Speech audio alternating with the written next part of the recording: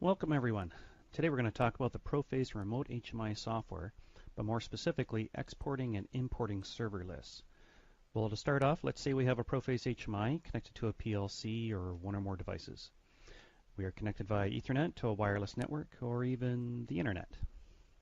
If I have a tablet, smartphone, or other iOS or Android device, you can use remote HMI to remotely view and control one or more HMIs. In fact, these HMIs could be at different facilities throughout the world. Now, aimed primarily at mobile devices, we can create a server list, a list of all the HMIs we want to remotely view. In fact, this list can become huge. You can have up to 100 servers or HMIs compiled in the list. Okay, so I have this list of servers set up on my device. What happens if I buy a new mobile device? Or I want to share my list with somebody else? I don't think anybody wants to sit down and type in manually up to 100 server configurations into a new phone or tablet. But that's okay. We have a solution. We can export the server list as an XML file. We can take that file to our new device, import, and we're done. All the connection data goes into the XML file. So the only configuration data that does not is any of our saved passwords that we had in the remote HMI app. Now this is kind of obvious for security reasons. You don't want your file accidentally getting into the wrong hands containing all your passwords for all your processes across the planet. Not good. So the passwords are not included.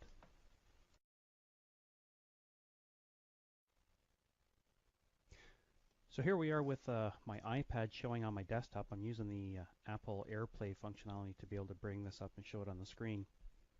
If I want to go ahead and export this list of HMIs I've got configured here, I can go export, and there it is. It just created the XML file for me. So now, the only problem with iPads is trying to get the file off of them. You can either download a program which can browse the files on the iPad, and then I've never found it very easy, but get that file off the iPad somehow. But the easiest way is to go to your iTunes. And in your iTunes software, when you plug your iPad in, I've got my iPad plugged in via USB into my computer here, and I go to iPad, then to apps. If you scroll all the way down the bottom, you'll see remote HMI, and there's that server info XML file that we've been referring to. Now this is live with the iPad, so if I actually click on this file, I hit the delete key on my computer to delete that file, it's gone. If I go back over to my iPad and I do an export, you can see, okay, and I go back to my iTunes software, there it is, it's back up again.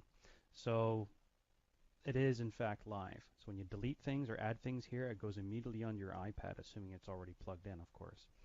So there's no need to hit the sync button down here.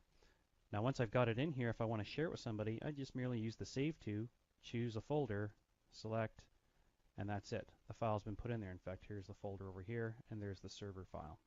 Now obviously when I want to bring that file back in, I can just follow a similar process. If I want to, I can delete the file that's already there, hit the add, choose the file, maybe somebody gave me this file, open, it's already onto my unit, and to prove that I can bring that in, I can go ahead and delete my units that are on here, delete,